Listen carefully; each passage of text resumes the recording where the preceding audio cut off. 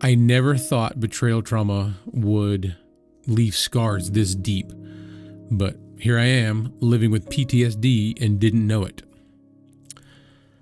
So it's just something that's been brought to my attention because I did some recent work, recent as in tonight, about PTSD.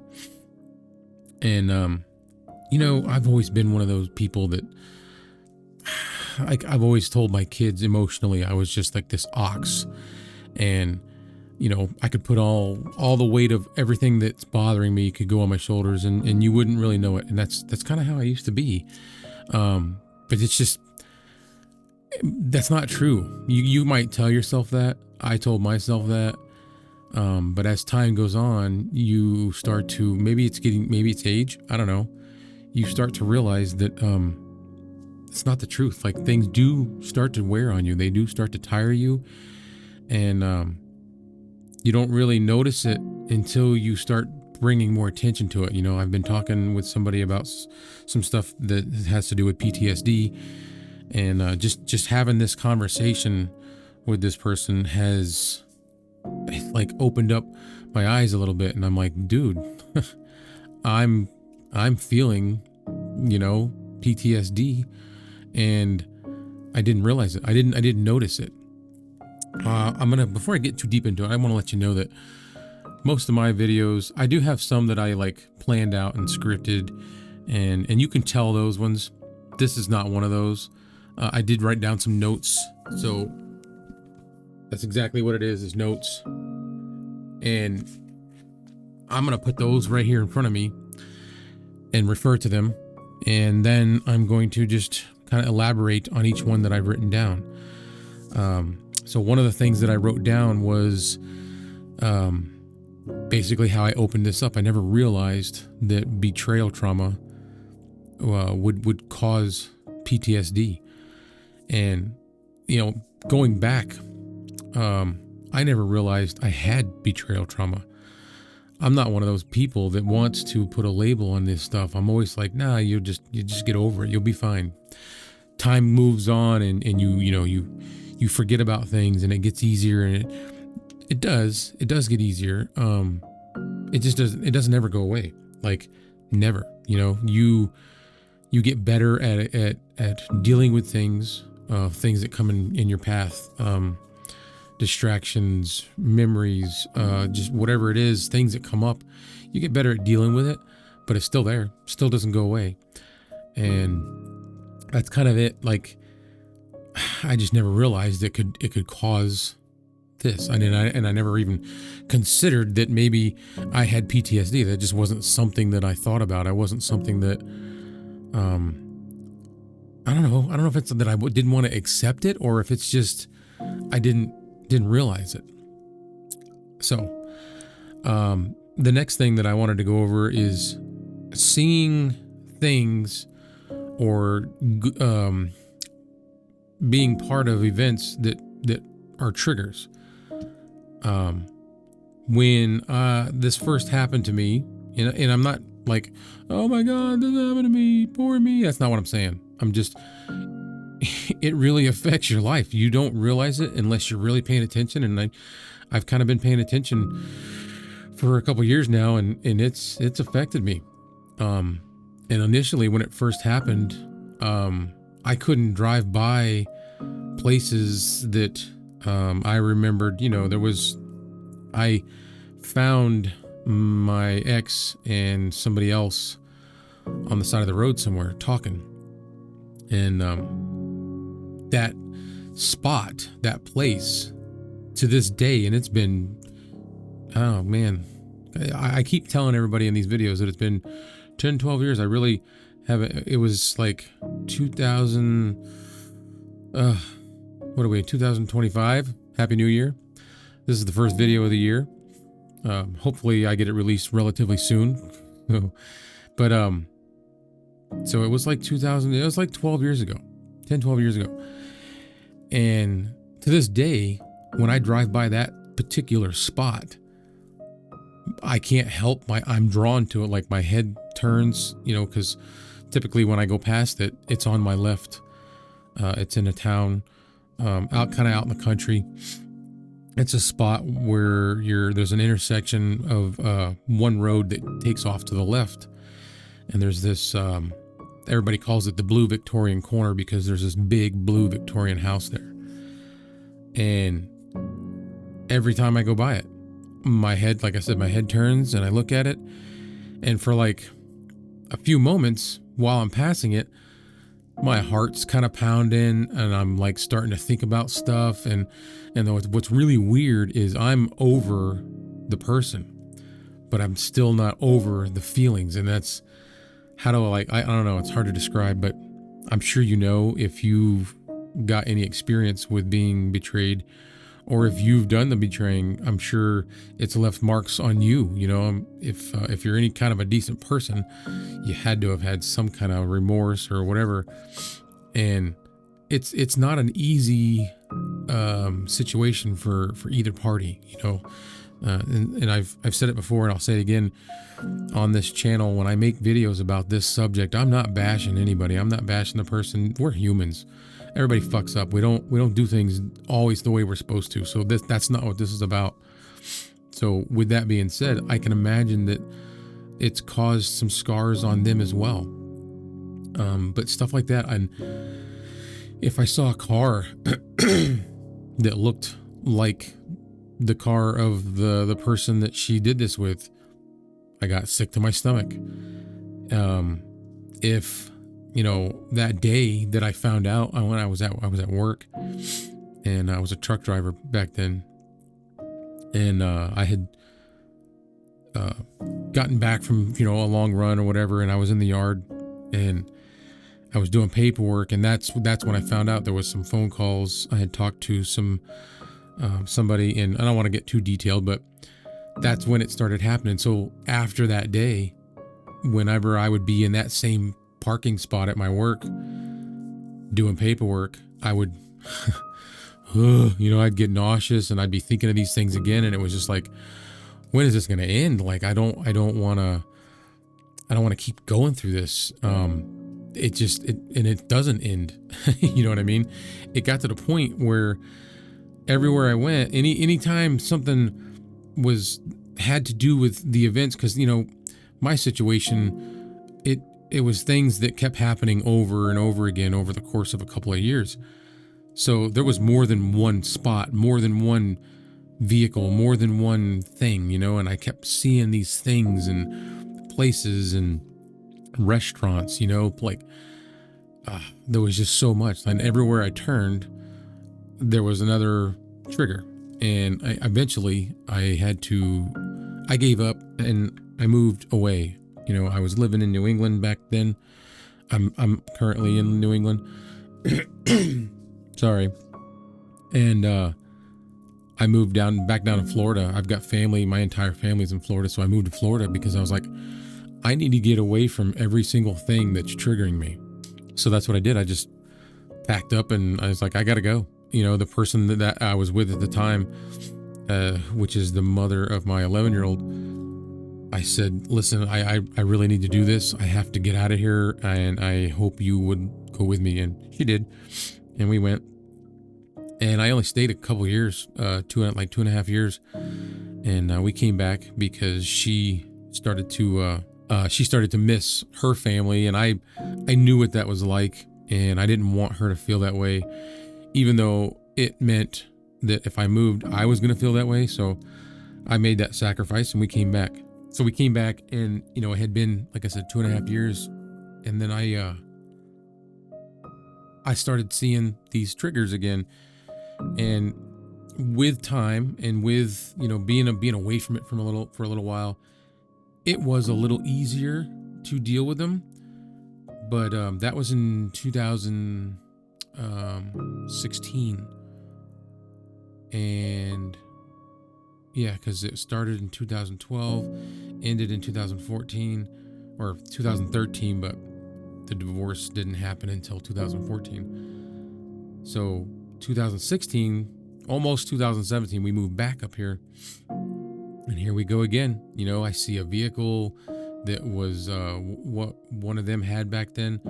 There was a trigger. I would get, you know, You get like this weird, like, I don't know if it's palpitations or what you want to call it, but it's anxiety. You get this anxiety and you feel it in your chest. It comes right up to the bottom of your throat.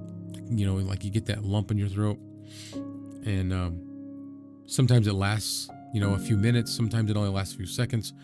But each time it happens, no matter how long it lasts, the impact is just the same. The impact is like so hard. And I don't know. I guess, like I said, over time, yeah, I could deal with it a little easier.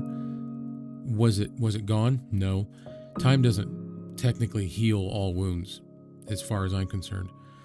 As time marches on, things get easier to handle because you're pushing it down, I guess, a little further, and it's being made a little easier, but it's still hard. It still gets you. It's still there, And those triggers, to this day, 12 years later, I'm almost, actually 13 years, they're still there. I'm still, and like, it could be a vehicle.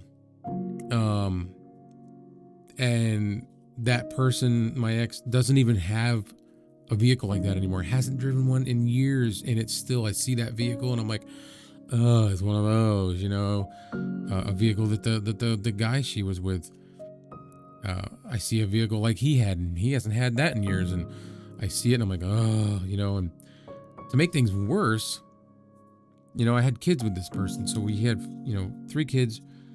They're all grown-ups now. Because I had 3 kids with my first wife, and then I didn't get married to her, but my 11-year-old, that was a different woman.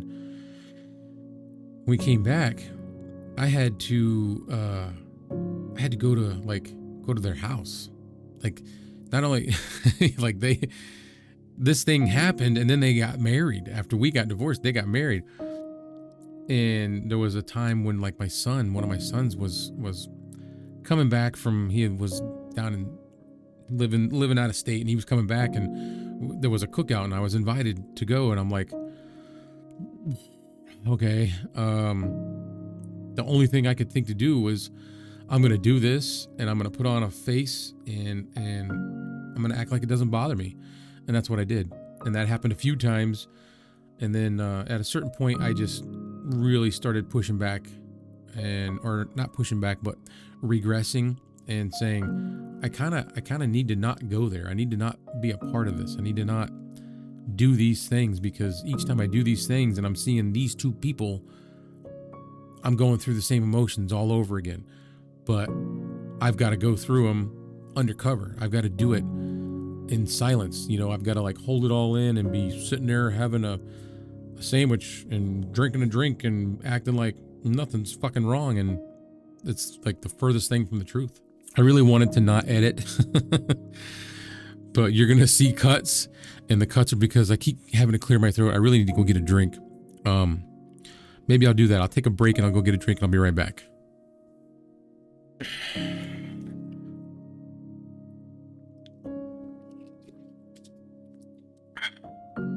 That's better. Got to keep the whistle wet. Yeah, so I mean, being I don't want to say forced, but dragged into or pushed into situations like this, having to go to cookouts and having to go to, like I said, after a while, I was like, I can't do this. I don't want to. I guess it would be different if if you and your spouse had gotten a divorce before the betrayal or the cheating, or definitely before. Because if you got divorced before and then found out things had been going on prior to, you'd still have these issues. But, like, let's say that you got divorced and down the road they met somebody and you met somebody. Now that's different. You're meeting up with people that are just from your past, not people that are from your past that caused a lot of pain, caused a lot of trauma. And each time we had these get-togethers or whatever, it's like I was expected to pretend like nothing ever happened. I was expected to act like it was okay. Like, oh, this is just normal. It's not fucking normal. Like, it's not normal to go through that and then have to go face those people and have a fucking barbecue. Like, it's just not, that's not normal. Like I said, normal would be, yeah, you got divorced, met different people. Okay, yeah, I do that with my daughter, my 11-year-old's mom. You know, me and her kind of started splitting our, you know, going our separate ways, and we did it, you know, relatively, I don't want to say humanely, but like relatively calm. And it wasn't until, you know, after it was finalized that we met other people. And to this day, if I go hang out with them for a birthday party or a get together of some sort, I have no qualms with them. I actually get along really good with the guy. They didn't sneak around behind my back for a couple years. So there's a big difference there, I think.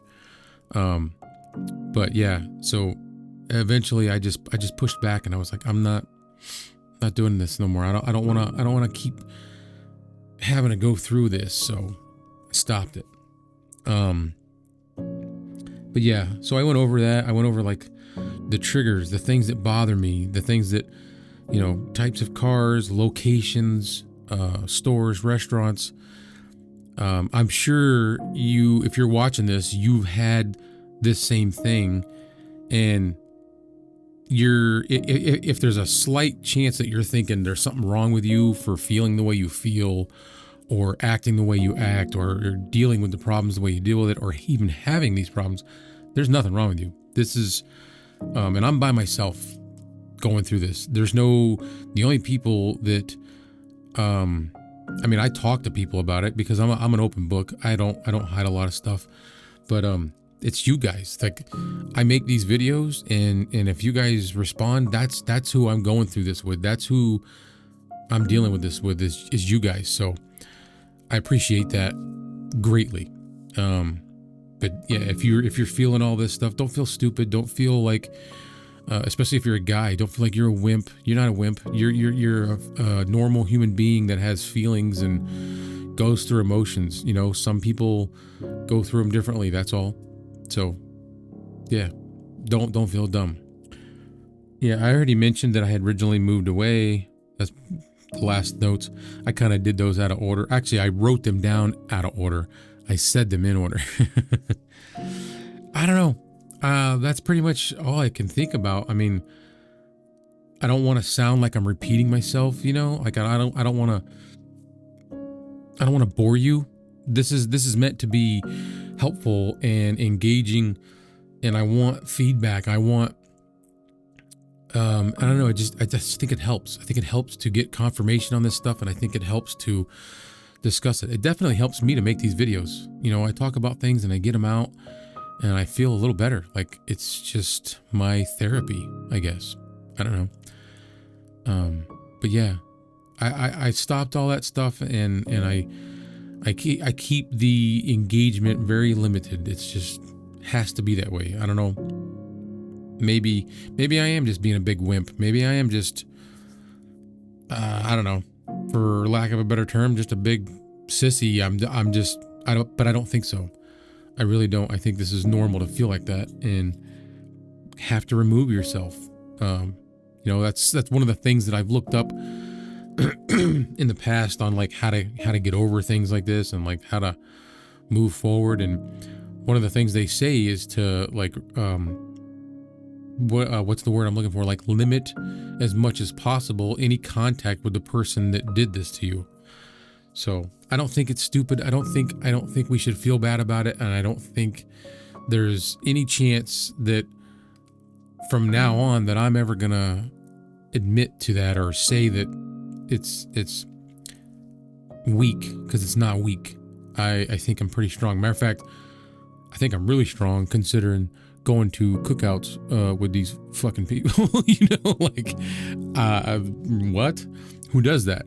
And I remember when I was going through this, and I would tell people things, and what I got a lot of from people was, well, you're a better person than me. Like, I wouldn't have handled it that way. I would have lost control and killed somebody. And I'm like, yeah, no, I don't want to go to jail. Somebody cheated on me. I don't want that to ruin my life. So I thought about things very clearly and thoroughly, and sometimes I had to think about those things very fast. And I thought about stuff before I acted, before I said things. And believe me, when I needed to, I said what the hell I wanted to say. But I don't know. I just thought ahead. I didn't want to mess up and kill somebody and end up in jail or end up in prison. I didn't want to end up in a graveyard if something bad would have happened to me. That's not the way I wanted that to go down. You know, I wanted to be able to continue on and go past this thing and just, I don't know, move on and keep living and keep enjoying life. That's what I wanted to do. So I made choices and decisions rationally. And that's another thing that maybe this can help you if you're going through this and you're thinking about, oh, I'm gonna go kill this son of a bitch, or I'm gonna go kill this woman. You know, like, don't do that. You are gonna ruin your life because somebody tried to ruin yours. You know, and maybe even when they went through this, they weren't thinking about it like, I'm gonna ruin somebody's life. Like I said before, we're humans. Everybody makes mistakes. And that's just it. When you're doing something like this, you're not thinking clearly. You're acting on short-lived emotions, and you're causing lifelong effects and changes to people by not thinking about things clearly. So always think about shit before you do it. That's a good takeaway from this. But yeah, I don't know. That's my thought. PTSD caused by betrayal trauma. I didn't even realize it was a thing. Didn't realize betrayal trauma was a thing. And now, after talking to somebody about PTSD, I'm realizing, dude, I freaking have PTSD. Like, I really do, because all these things trigger me, and it brings up stuff that I've had buried and pushed back there. I've mentioned it before, how I have like this file cabinet in my head, and there's spots for the stuff that I want to remember, and there's spots for the stuff that I don't want to remember, and I'll put things in there in the far back or wherever the section is that is what I don't want to remember, and I'll just push it off to the side and forget about those things, and file all the good stuff up towards the front of the file cabinet. You know what I mean? So I guess I'm gonna wrap this up, and I'll go ahead and get this edited, see if I like it, and maybe I'll post it. Maybe I won't. Probably. Thank you, and I appreciate the subscribes. I appreciate if you guys get any fulfillment or any enjoyment or anything out of this. Give me a like, give me a thumbs up. That definitely helps me, and I'll see you in the next video.